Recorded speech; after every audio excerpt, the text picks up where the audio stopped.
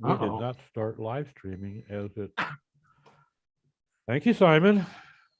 Oh, That's good. all right. I That guess means nobody saw all the stuff where we talked about all the black hat stuff that works. We're only 24 minutes late. Yeah, I've written it all down. the leave button has been up for quite some time. Well, let's introduce ourselves. Yeah. Hi, I'm Steve. Starting over. Okay. I'm just harassing everybody. What else is new? Exactly. I can never be taken seriously about anything. Oh, it's going to be one of those days, I can tell already. Being one of those days for me, I had quite an interesting little thing happen to me this morning, which I hadn't come across before. I had not seen anybody else talk about before, but I'm not the first. I opened up a Google spreadsheet of an audit I did about 18 months ago. And because I'm starting a new audit off today, and I just wanted to go back and check, see some stuff I'd done previously. And a couple of minutes later, I got an email from Google telling me that my file violates Google's Drive terms of service because it included a phishing link in it. And at that point, I got a little yellow strip at the top of the Sheets file saying that I couldn't share it with anyone. I think, okay, what's going on here? I've never seen that before, but I chucked it on Twitter and somebody came up and said, yeah, they'd seen it before. And so, yeah, they're basically the URLs you put in are checking. There's a button you can say, this is rubbish, please review it. Nothing's happening. I did press that, nothing's happened yet. So see how long that takes. But I now can't share that file with the client. Not an issue because that job's been done 18 months and he will know what we'll look at it again. But potentially that could happen to you when you're working on a live audit. And of course, they don't tell me which URL it is. And I've got thousands of URLs in there. So one of them, possibly, the thing there is that there were 13 domains that this guy had used. And I went back and did a search and find all that old stuff, etc. And I listed all the sets of domains, etc. So I did go through those domains and check them on the Google have got a URL checker for their safe search. I did check. There's nothing on that. So it's got to be one of the current live URLs, which is odd because he's not a WordPress, so therefore he's not hacked. He could be hacked, but I don't think so. Two things. One, this just further confirms that Google does read everything on their servers. Oh, yeah. And the other thing is, I've seen multiple things get flagged as phishing sites that clearly weren't. Yeah. My own credit card company got flagged as a phishing site for a while, which was the most amazing thing in the world because I reached out and contacted their support and they're like, yeah, we know, we're trying to fix it now, because it basically crippled their online usage because people were going who use Chrome and they got that big alert, Right. and it's like, you can see this happens because somebody doing the phishing will just copy their content, copy the HTML full stop, and then just change one little link in it and stick that up there. And of course, Google's going through that, looking at it, going, boom, this is the bad link, and this is all the other content that goes with it. And therefore, if we see this content somewhere else, it's probably bad because no physical AI sitting or machine learning's gone and done that. And of course, it's not been sensible about it and how it's going to affect the business. So yeah, that's understandable. We used to get this all the time when I used to work for HSBC. People are always copying our pages. They never ever took the tracking out. We weren't using Google Analytics, but we were using other tracking, and they never took it out. So every day we just check and see what domains we're now using our tracking and just bung them off to our security team. Years ago, one of my affiliate clients, he was running a big affiliate program, and all of a sudden his AdWords account got canceled. And he's like, we couldn't figure out why for a bit. And then we started doing a crawl for all of the instances of his Google Analytics ID across the internet, and there were thousands of them. where people who were selling his product were just doing a straight copy and paste of his website. And they were pasting, 100 different times on 100 different URLs on the same domain name and just firing tons of traffic at them. And Google went, nope. So we had to go through and work with ClickBank to, we originally gave all the affiliates an opportunity to clean it up. And the ones that refused to clean it up, we had their ClickBank accounts canceled. And some of these guys were making 20, 30K a month when we shut them down. And it's like, I don't care. You're affecting the core business to make your spammy money. I don't care. You're gone. We gave you a chance. And yeah, we were real popular at ClickBank for a while.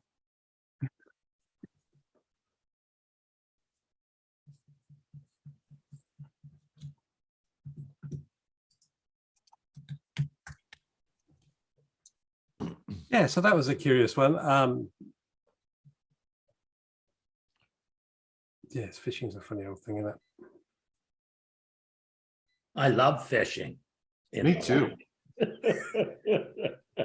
Probably about the only thing we have in common, Steve. Do you remember fishing, Steve? Barely. Good thing you got those old 8mm home movies, huh? What a screwed up summer. Brand new boat, and it's only been on the water twice in 4 months. Mm. Breaks my heart. Week after next, though. Not next week, week after. Next summer, you won't be able to afford the gas. My problem was it was just too damn hot. I enjoy going, because I fish. I don't go to play. Right. So, we're sitting still in 100-degree heat. No, Oh. pass. It's even hotter with the reflection off the water. Oh, Yeah. yeah. And the Good fish way to don't get like- a good sunburn. the fish are sleeping. They're down at the bottom. They don't want nothing because it's too hot, and it's just no. I'll fish all through winter though. You can drill holes in the ice, but you can't use the boat on it. I mean, it's not long now. All No the ice rivers are all here. frozen over, is it? No ice here. We're too That's far good, though. south. River never. It's funny though because down here, my fishing friends, when it gets below 50 degrees, they're done, and it's like this is the best time to go fishing. What's wrong with you people? Here's an extra sweatshirt. Come on. I used to fish when I was young. I used to be up at my great uncle, who used to be in the 8th Army, fought the Desert Wall, and that used to take me out fishing at about 3 or 4 in the morning. We get out there before the sun came up. Yep.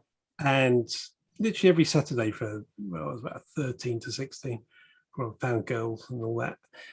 And we'd be back about 8:30, having had a wonderful morning. And normally it would rain when we get back. It was lovely sunshine, a horrible day. It was a fantastic day. Yeah, love being out. But I haven't fished for years now, but it's just brilliant being out there doing that. Good to get your head away from digital stuff as well. Yes. Well, especially like along the Tennessee River here, your cell phone doesn't work. There are no towers close to the river. So as soon as I hit the marina, the cell phone quits working, and I'm just out there for the day. And every once in a while, if it does work and I get a text from a client, I just text him a picture from inside the boat. Not working today, bud. And even if I call it an early day, I'm going to come home and take a nap.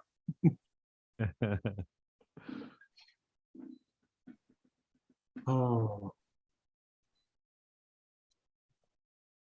I'm trying to remember. There was something I wanted to talk about. I don't remember what it was now. Well, LinkedIn has been playing pogo sticking on and offline this morning. Are they all the way back? I haven't checked it. Steve was into it in the green room, and he said it seemed to be working.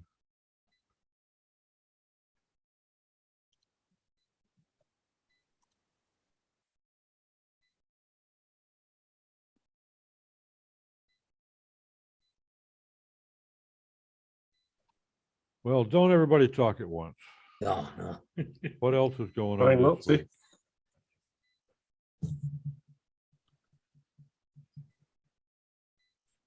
Oh, so we talked about it before, but we weren't recording. obviously there's been a couple of updates to Google. It's all gone a bit mad, and before we come on air, we're talking about the repetitiveness of the updates that are coming out. The core update following the helpful update is just hiding stuff so that we can't work out what's going on. And I think we're all fairly agreed that it's making it difficult to us to understand what they're doing at the moment. But Well, I do it is think that, affecting probably different silos of people doing stuff.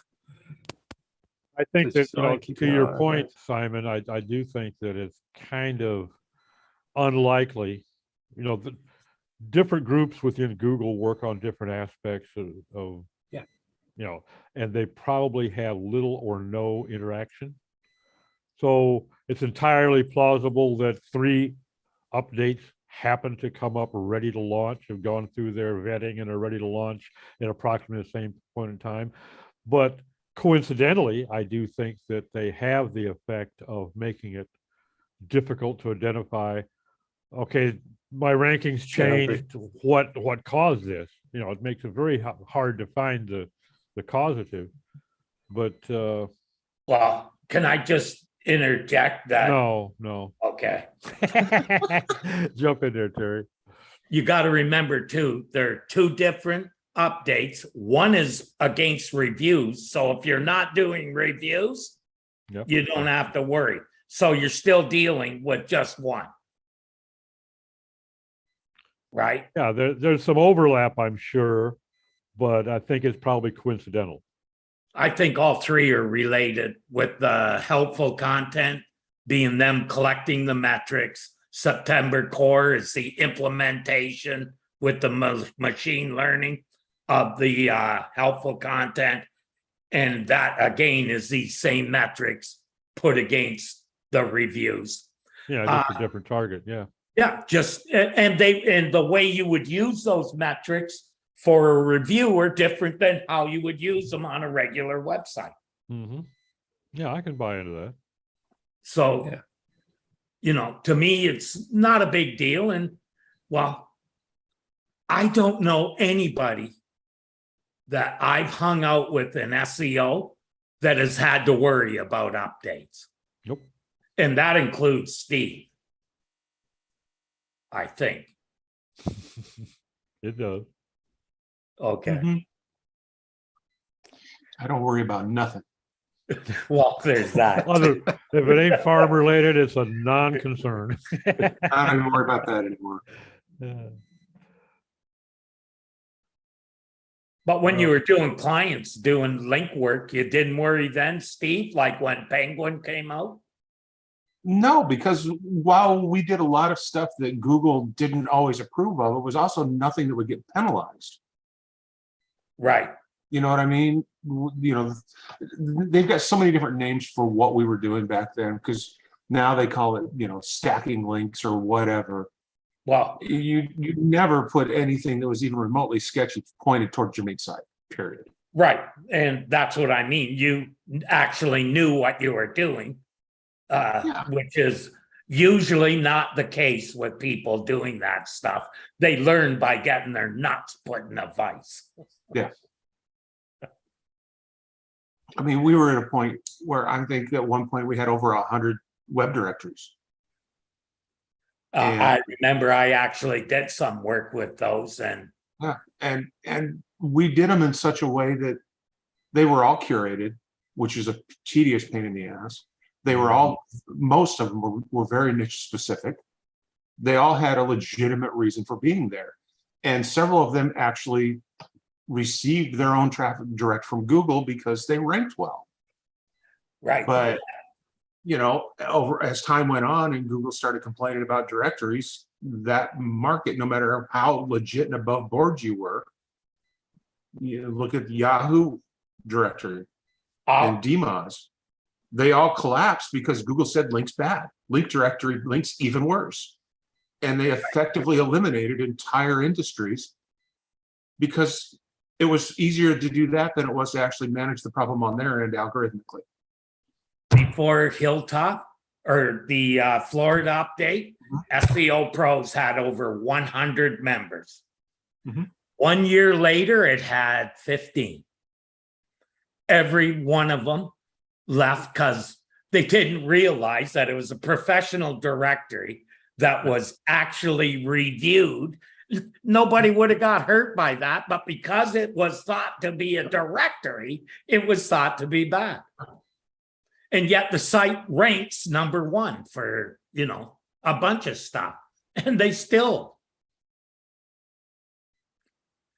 And now, if I were to take on a client as a lawyer, the first thing I do is find every professional directory in the state and city he lives in and submit, pay whatever it took to get him in there. Because that's what Google, that's how they're ranking lawyers, is by the professional directories that they're in. Most of the lawyers I've known should be ranked by their DNA. Wow. How much That's a simian whole background? different, that's a whole different. What's the percentage of simian genetics here?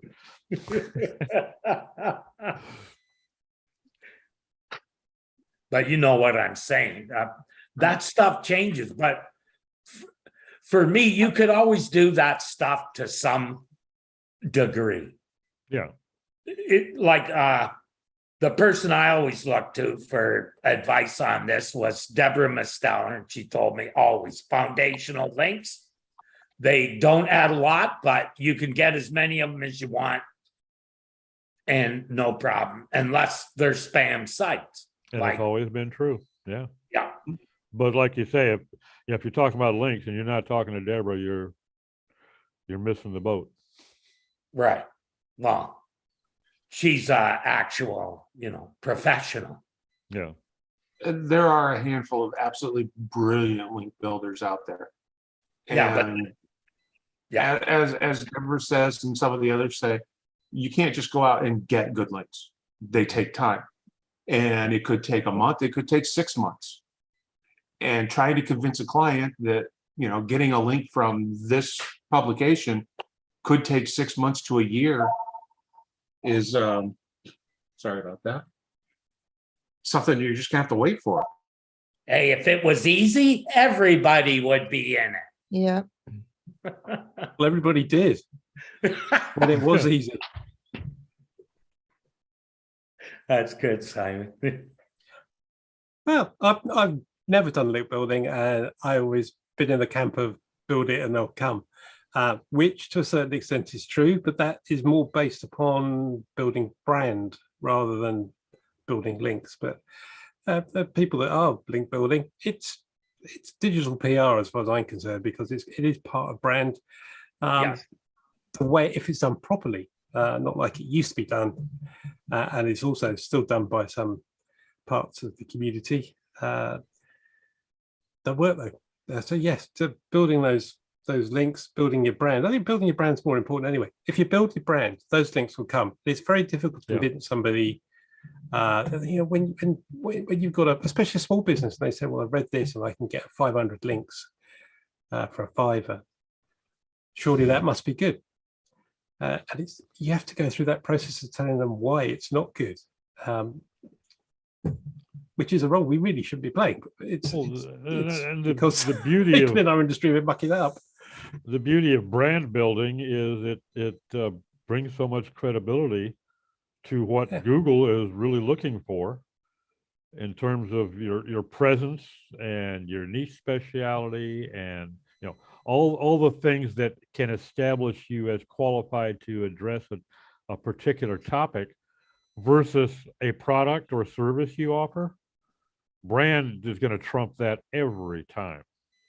Yeah. And the thing is, if you do brand properly as well, one of the things we do is part of what we do here. It's not just online, it's offline as well. And it's all that consistency of voice, of color, typefaces and everything. And once you've got that flowing through everything, it's not just digital. And the way we always look at it is your website's your hub, and everything comes off that, be it social media, be it printed material, be it telephone calls, etc. It's all part and parcel of it. And if you haven't got that right in the first place, you're not going to get those links coming in, because people think you're just some fly-by-night operation working out the top of an accountant's shop. Yeah, it's important. Brand is incredibly important, always has been. I used to just build a new part to my website instead of building them links. If you build good content, you don't have to do that. It wasn't until I actually started teaching and working with the people in the dojo that I started figuring out that kind of stuff. But I wasn't very well taken, because I used to say links aren't important. Just build a good site and then promote it. You don't have to build links. Promote your site and your brand, and you're going to go further. That's what I call sustainable SEO. The other I never saw as sustainable. But you've hit on a good point there, Terry. If you are going to build links, start in your own site, because you've got full control over that. Yeah, And okay, it might not be quite as good as getting a link from something great, but you've got full control over it. If you build more pages and people link to those pages, guess what? That's even better. That's even better than an outreach program, right? So, my philosophy has always been build your brand, build good pages that people find helpful and useful. Hey, instead of building it to rank for the keyword blah. I had sorry. No, go ahead, Simon. I'm done. I was thinking I had an email slightly off topic, but I had an email from my local brewery, who know me quite well, this week with saying they got a new website. So of course I went to have a look, did the usual thing, run a crawl on it immediately, because looking at beers and stuff, but I always run a crawl on everything. I go like, well, why not? I'm interested. And actually, no, I didn't run a crawl. I went and searched Google for the site parameters to see what URLs they got, and they had 49 Viagra URLs listed in Google. They're not in the site because I did a crawl, but they're historic. And so they got these horrible old pages that used to be on WordPress and obviously got hacked at some point. So I popped them an email. It's 49 URLs you really want to get out of Google because they're not going to do you any good. They haven't got back to me yet. I was hoping for some free beer, but we'll see what happens. An awful lot. Hell, there's even a lot of SEOs that apparently don't know that you can still get URLs deleted from the index. Yeah. And if you go into a situation like that where you got hammered and your developer said, you know what, it's going to be easier to start anew with a brand new site, that stuff can still haunt you, and it will still affect you until you get rid of them. And a lot of people think, well, I got a brand new website now, so my problems are solved. Why aren't we ranking? I'm not going to pay this invoice. People don't really understand that, Nope. Google knows every page that you've ever created, even if you've taken it down. They might not penalize you or degrade you if the pages are 404s or 410s. That's why just deleting them from your site is not a good idea. No. You want to actually 410 them so Google knows they're gone for good.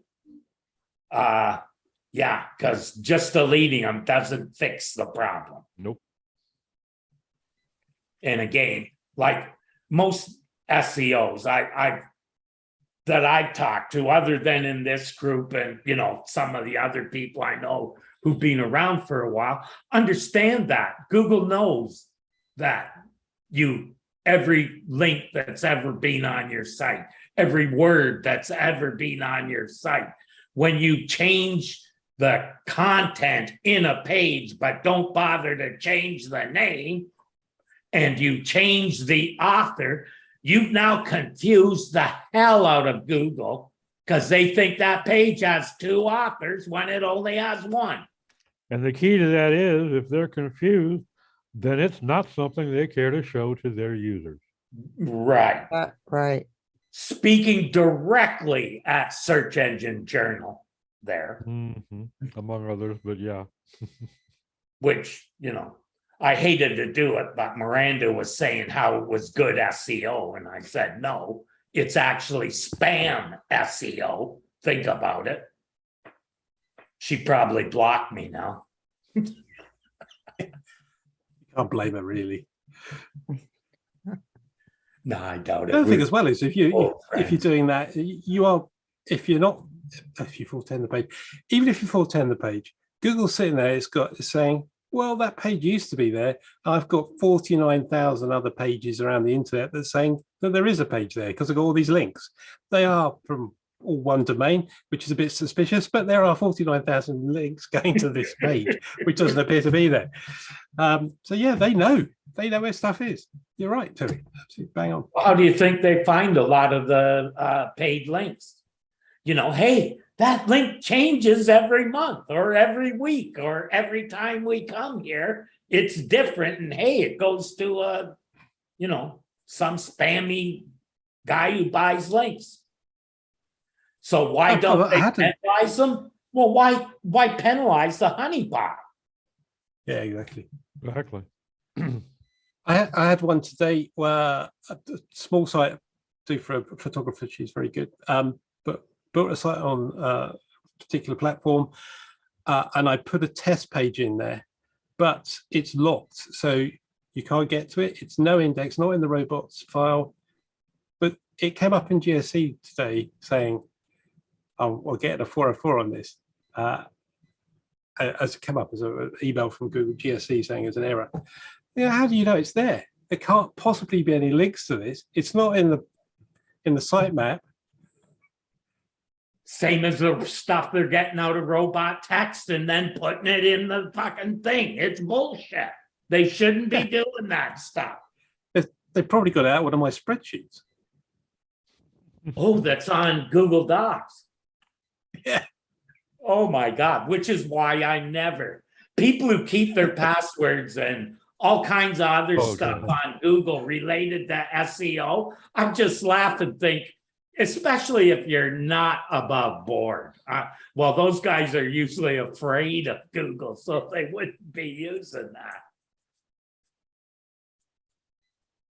No, it just blows my mind the way they take that toss literally. When they say, we may read what you got there, believe me, they're reading it. And did you know that their email, I could actually buy ads on a keyword that would appear in email. So my ad, I thought about my competitors every time their name's mentioned, a thing saying, watch this guy, or, something that says, call us instead of these dummies. When I tweeted about the sheet and that issue this morning, there was somebody that came back and said, "Oh, they're looking at our stuff." They're not, and I had to point out to them, they're not looking at it. Looking suggests that somebody's there actually physically looking with their eyes. Okay. No, there's a machine. It basically just goes through a filter saying, "Have you got any of these phishing URL?" No, there's not enough people on the planet to go through all the URLs in all the sheets we've got. It's done with simple as that. machine. Exactly. So a couple years ago, there was a Google post that said something. They had something like 14 million Gmail generated per second. Per second. Now, and I mean, that just blows my mind. Can you imagine the amount of server resources it takes to handle that kind of stuff? Never mind the storage, just to actually route it. Good Lord. The heat that's generating and melting the ice caps, etc., etc. Yeah. There goes your glacier. Another one bites the dust. Mm. Yeah, it's not, again, I think that there's just a tremendous number of people that have no concept of how much and how fast learning algorithms can peruse and what they can glean from it and how fast they can come up with patterns. I don't have an issue with a Google AI sweeping my sheet to see if there's any bad URLs that is on its list, that because that's stopping innocent grandmas getting fished. So from that point of view, I don't mind. It's when somebody then takes an interest and goes, oh, this is interesting, and starts being nosy, or if they're looking for URLs, maybe they can look for certain keywords in people's docs and pass that off to the security services as well. I wonder how many people, again, I'm sorry, I'm not worried about how many that, people who build TBNs use Google Sheets to track all their data? Yeah, view, I would think. Yep. well, Just putting that out there. The people that are successful at running PBNs don't. Are there any? Those who are found in shallow Yes. digital graves might have. well, if you were running a PBN and your sworn enemies were running a PBN, you'd be going and scraping all their URLs and sticking it in a Google Sheet. Nope. Devious, I like that. Before they do it to you. That's a tip from my mum if she's watching.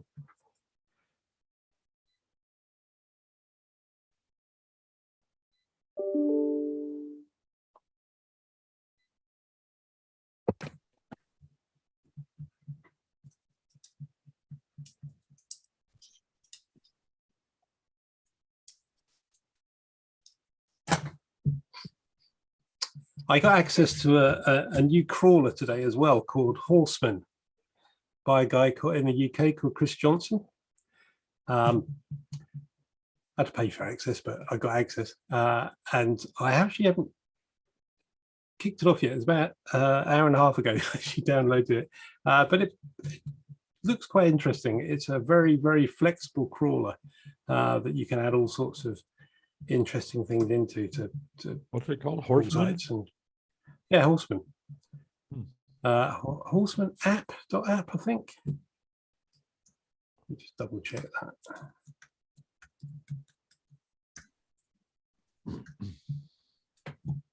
Drop it in the chat. It's not that.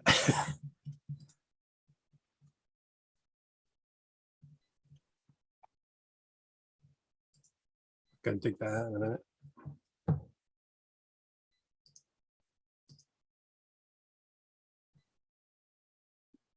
But my point there was it's nice that people are bringing different crawlers out to do different jobs, etc.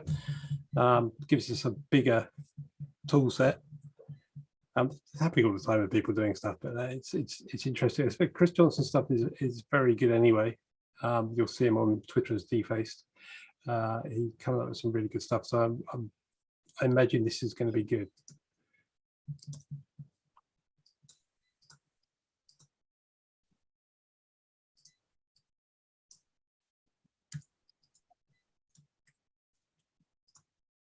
What does it do? It crawls websites. Oh, and can you ask it to like pull specific information if you wanted? I believe so. I believe it's very, very flexible. Oh, okay. You can chuck stuff in and say, go and do that.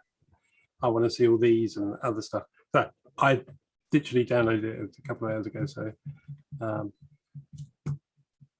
trying to. I generally would do something like that with Screaming Frog. Yeah, which I've got as well, of course, Sightbulb as well, and a few other bits and pieces. But I'm always interested in crawling tools.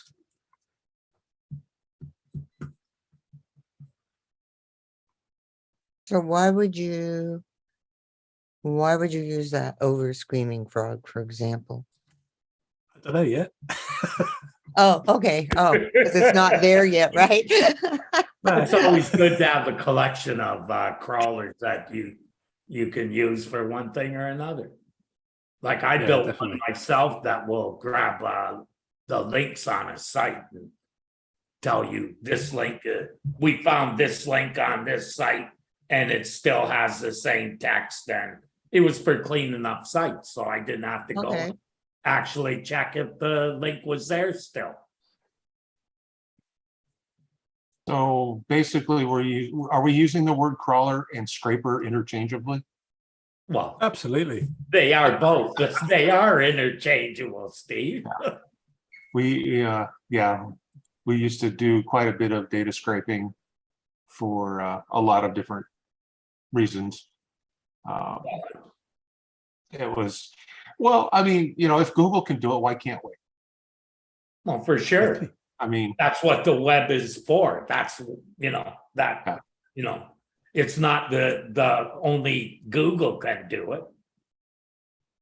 my favorite part was all the websites that blocked all the bots but Googlebot, and so we just went in and changed our user agent to Googlebot, and Yeah. thank you. Like, how dumb are, like, that just tells you that people don't really understand how that stuff works. That you can call your user agent whatever you want. No one really checks it. I do that sometimes. I put in little messages. I set in Screaming Frog, I set the user agent as Simon's having a look at your site. And Nice. nobody's ever come back to me saying, we've seen you looking through our logs. I leave these little nuggets around. Maybe one day somebody will spot them. I do like leaving messages for webmasters like that. We used to leave Easter eggs in our robots.txt files and stuff like that for people, just because. Yeah, the only thing I have in my robot text is protecting the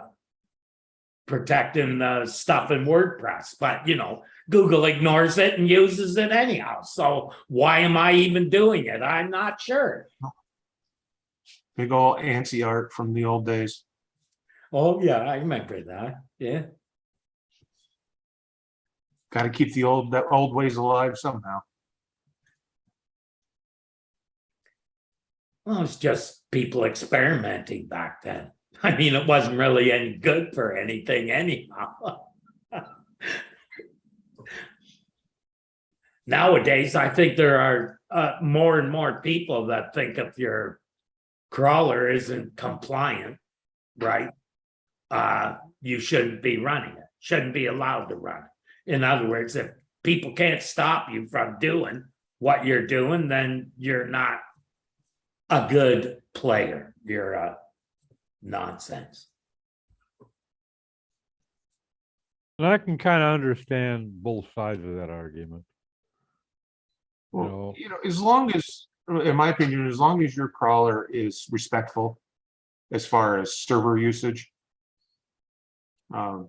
I mean, it's not like you're firing up 1,000 instances and pulling 1,000 URLs at the same time. Yeah. Right. But they should also obey robot text. Yeah. Because, otherwise, how do you protect your information?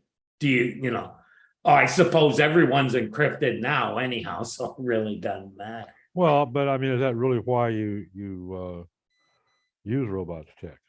I mean, my idea is if you don't want it to be visible to anybody, then you probably shouldn't put it online.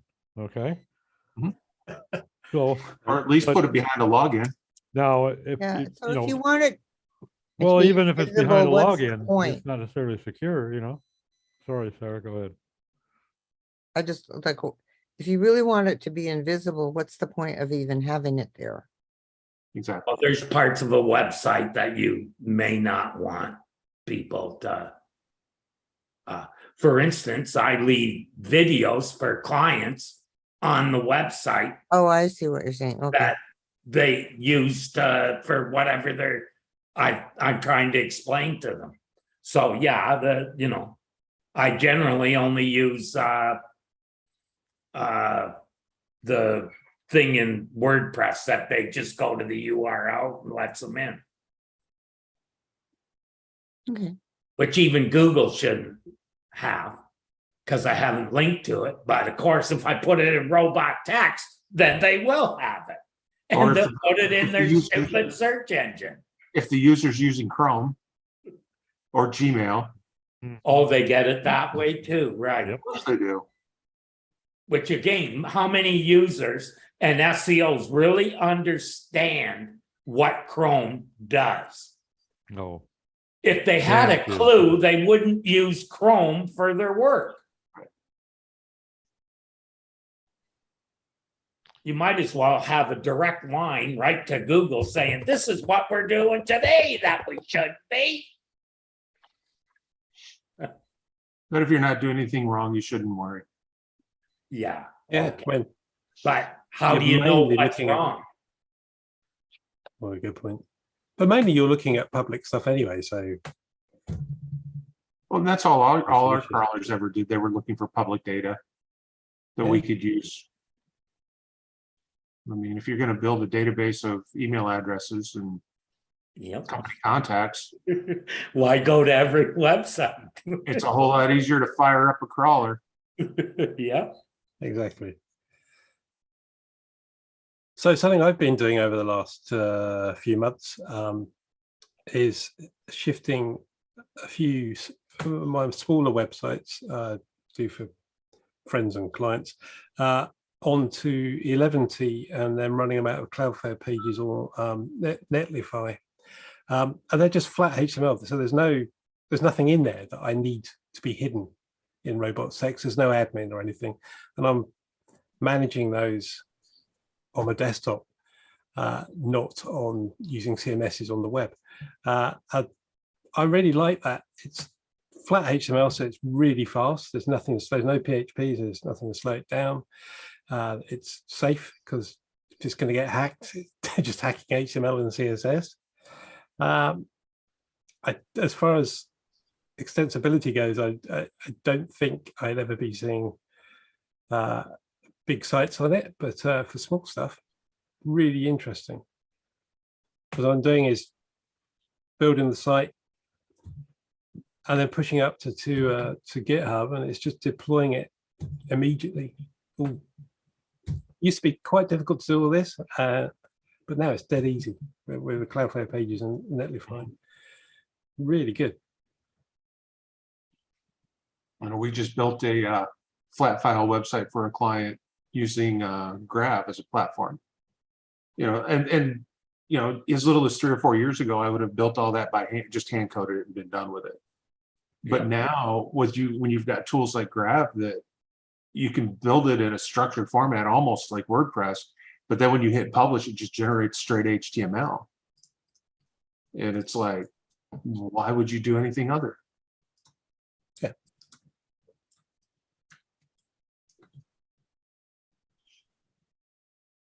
There are a lot of people who should not be on WordPress.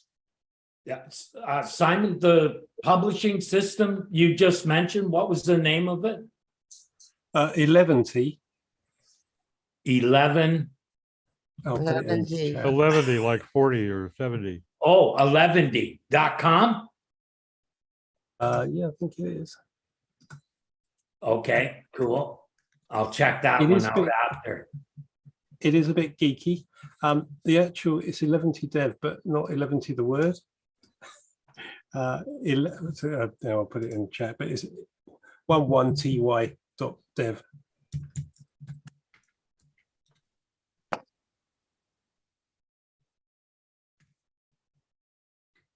So you can use those interchangeably between 11T and 11T. That's a 11T and 11T. 11T, okay. that's a neat name. Yeah. Yeah, it is. And it's JavaScript. It's an NPM, so I do it in Visual Code, and there's some good tutorials out there how to do it. It basically, you load in 11T into your site, having created the site on GitHub, and it just generates it all. And then you use an NPM start, and it sits there in Visual Code Editor. And every time you make a change, it will chuck it up to your local browser, your local URL, so you can see what's going on as you're building it. And I'll just sit there hand coding it. What's nice is that it's dead easy to basically take a site you already designed and built and just deconstruct it inside of 11T. And it's got templates, so you have a base template, and you set that up with Markdown files. You can have a whole set of pages with Markdown files with a header up in it that tells it what layout to use, and give it title and description up there. You can put whatever field you want in it. Very, very extensible. Yeah, sounds like how I used to build sites. Yeah, exactly. And I really haven't built sites like this way for quite a few years, and I'm enjoying it intensely. Yeah. Using means I'm looking up a load of stuff that I used to know. But well, what's the CSS for this? Dink. And is that HTML still being used? What? No blink tag? Yeah. It's good to do stuff like that occasionally. I like to step back a bit from the SEO side of things. Obviously, when I'm doing it and building this stuff, I'm thinking of SEO all the way. But it's nice to do a bit of development work. When I was doing a lot of Wix over the last couple of years, and which has got better and better and better. And that really is drag and drop when you're doing page layout. I want one of those bits there. And in some respects, that's super easy because you don't have to think about what's driving stuff behind it. But when I'm doing this 11T stuff, I have to think about the CSS and the build and everything. It's two very different pieces of work.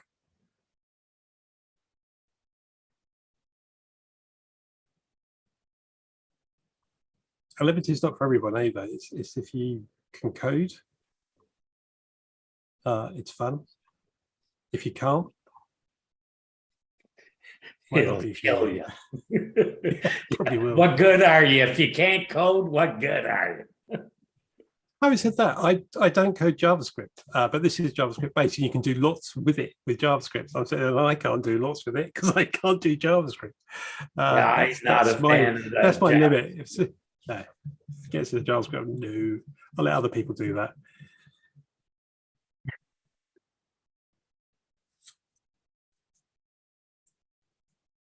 That's proper coding. I just like markup.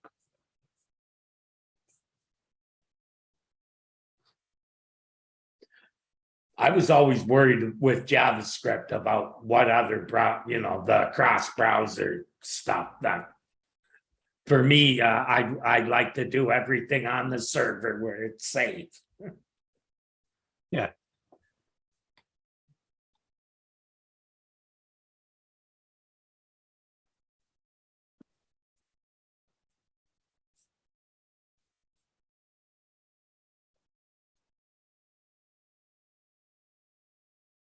But the other good bits about 11T is because Cloudflare and Netlify support it,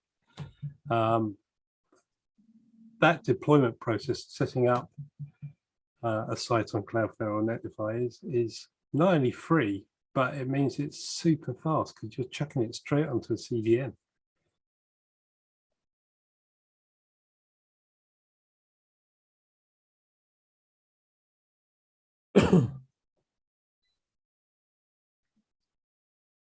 That's Cloudflare Pages. And Netlify have actually produced a CMS that you can bolt on the front end of your site and actually go into Netlify and use it. It does take a bit of working out. I used it on one site so far, and I had to rebuild it in 11T to make sure it worked properly.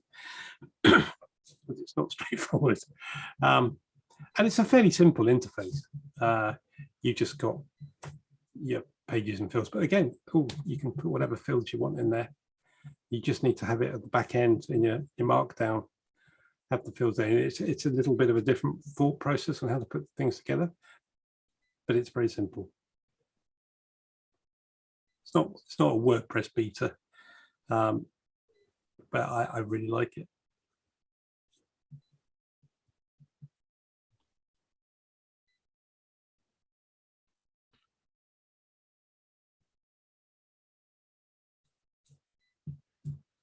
And a pregnant silence ensues.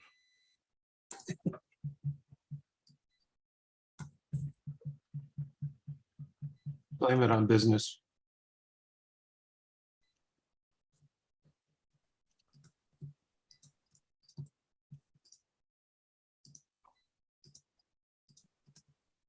So has anybody caught any good podcasts or live video chats or whatever, other than our obviously amazing show?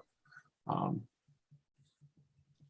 mean, it Well, seems like there's an awful lot of them coming out every day these days. I got a mini rant that I put up yesterday on Facebook about one that I'm really looking forward to seeing some portion of tomorrow. And Sir Tim Berners-Lee is supposed to be speaking on a panel tomorrow. And it pinged me because this site, which is in Belgium, they put up that it's going to be between this hour and this hour. And they don't bother to say local time, Eastern time, GMT, or anything else, you know. So I go do a bunch of searching trying to find any other references to this panel, and they're all the same. It's going to be on at 11. Well, if it's Belgium time, that means I got to be up at 1 a.m. to watch it. And if it's GMT, it's not a problem, you know, but it just, why don't people put up when they, you know, they send you an email, hey, can we get together tomorrow at 10 o'clock? Sure. Luxembourg or San Diego? You know, you tell me. Can you be a little bit more specific about whose 10 o'clock you're talking about? And AM or specifically, PM. when somebody with an organization which was formed and sponsored by Tim Berners-Lee, if they can't figure this out, come on, you guys are supposed to be setting the pace here. It actually wasn't his sponsored organization that put the site up. It was another organization which was promoting it. So you know, it wasn't. But Berners-Lee's still, you know, not telling you what time it is yeah, kind just of crazy. so I guess I'm going to be up at 1 a.m. just in case. Stay up until it comes on. And if that's not right, then I'll go back to bed for 8 hours until GMT rolls around and try that.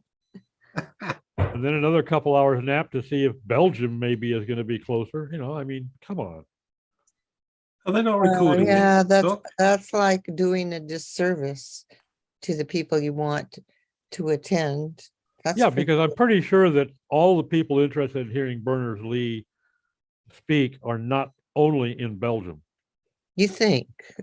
I suspect there's a few somewhere around the globe that might have heard of the man. You know, Yeah. Oh, we like to call him Sir Timothy. Sir Timmy. Yeah. Oh, that's an OnlyFans account. Sir Timmy. Well, then there's the next question. Are they having a replay? Like, are they recording it so you can come at a civilized time for you to watch? It is both physical and virtual, but they didn't make any reference to whether there'd be a replay. In fact, the website is strictly in whatever they speak in Belgium. And I had to use Google Translate to even get that far. Which part of Belgium? Yes, that's Yeah, exactly. They've got two different time zones. Yeah. Yeah, something else. I know more about Belgium now than I did this time last week. I know that. I don't know. That war never ended. So yeah.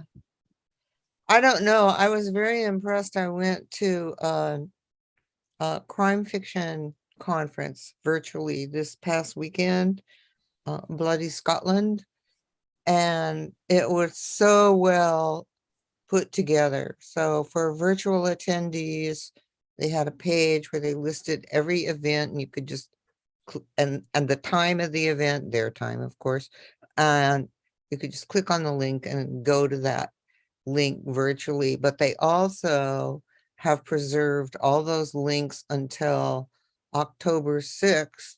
So those of us who didn't want to be up at 2 a.m. to see someone can go back and view that before they take it all down. And I thought it was Well, there were a lot of things about the production of this event and how they managed it. I thought were really well done. But they had the time and zone. each event for the day listed and a direct link, so if you had paid for your virtual ticket, you could go through the links, you could just click on the link and voila, you're there. And I thought they did it really well done. I saw your post yesterday, Doc, and I thought of that because they did have it really well organized. And yeah, it's nice. Just like an awful lot of online events, they'll actually, if you go ahead and sign up for it after registration, it'll give you an opportunity to downlink to your calendar, and you click the little down button and it offers you Outlook and Google, and right, which is exactly. really nice. Now, this particular one only offers Outlook. Outlook. So Okay. any of us who might be working in the 21st century, I'm sorry, you're gonna have to type this into your own Google Calendar. Oh, yeah. Yeah. But I thought it was odd that this is an organization that is centered around events and web dev, is working in the 18th century. You'd have thought now, after we've had a couple of years of enforced online watching of the stuff, that everybody should be a lot better. So that's probably why that conference was done so well. It's because 2 years when you had to do well doing online stuff.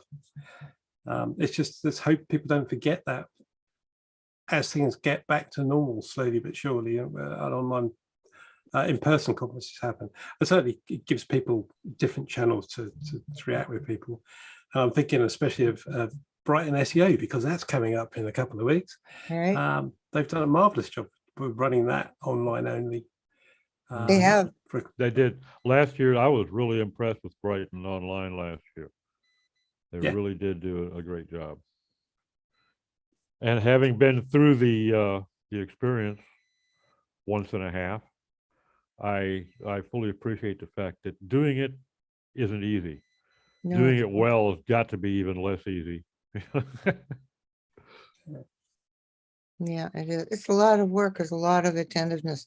I used to do live events, forget online events, and there's so much detail that goes into a live event. And then, while it's ongoing, you're checking that all the cables are working and the chairs are set up. I mean, there's just all these details. And I can't even imagine putting together the live and the online. Hybrid. When we set up our first Deep SEO conference, we had it all ready to roll in a physical. And then because of COVID, we decided we were going to go virtual instead. And like an idiot, I thought, well, this will be a piece of cake because I've already been through all this. And no, it is not. It is a huge mishmash of entirely different shit. Yep. It is. Well, that's why I was so impressed with the organizers of this event. Because they covered all the details for anyone. It's not easy to do, and and my hat's off to those folks that are out there doing this for teams year after year after year. Folks like the folks that put on SMX and PubCon. They've had organizers in-house that this is their career or choice. What, day drinking wasn't on the table at that time or what? Exactly. But, my hat's off to them. It's not work. Well, we started 24 minutes late because my YouTube did not act right. So now we're 24 minutes past when we should have closed. So we've got the requisite hour log. I appreciate everybody showing up. And we had, damn shame, we had some good conversation there in that extended green room before we finally managed to make YouTube go live. Of course, Google has no way whatsoever of hearing any of that, right? Y'all have a good day, good week, and we will see you next week. Thank you.